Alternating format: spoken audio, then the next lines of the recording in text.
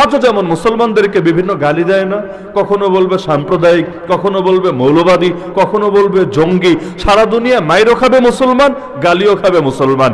মায়ের খাওয়ার ঠিকাদারিও তাদের, গালি খাওয়ার ঠিকাদারিও তাদের। ইসরায়েল এত মারার পরেও জঙ্গি না, আমেরিকা এত মারার পরেও জঙ্গি না, এই ইন্ডিয়ার সরকার এত মারার পরেও জঙ্গি না। আর ফিলিস্তিনের মুসলমান মায়ের খাওয়ার পরেও জঙ্গি, আফগানিস্তানের মুসলমান মায়ের খাওয়ার পরেও জঙ্গি। এই যে সারা দুনিয়া গালিগুলো দেওয়া হয়, এখন মনে করেন আপনাকে কেউ গালি দিল মৌলবাদী, আপনি বললেন হারে আমি মূলকে আঁকড়ে থাকি বলে তাই আমি গর্বের সাথে মৌলবাদী। এটা যদি বলেন তাহলে গালি দেওয়ার ইজ্জত আর থাকবে?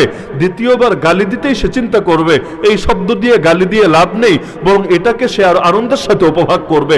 এজন্য দেখেন না, রাজাকার গালি দিয়ে দমাতে চেয়েছিল, উল্টো রাজাকার শব্দ আন্দোলনের প্রতীকে পরিণত হয়ে গিয়েছিল। হয়েছিল নাকি হয় নাই? তো সালমান রাদিয়াল্লাহু আনহু এই কাজ করলেন, তাকে পচাতে চাইল, তিনি এটাকে ইসলামের আরো পূর্ণতার আলামত হিসেবে উপস্থাপন করলেন।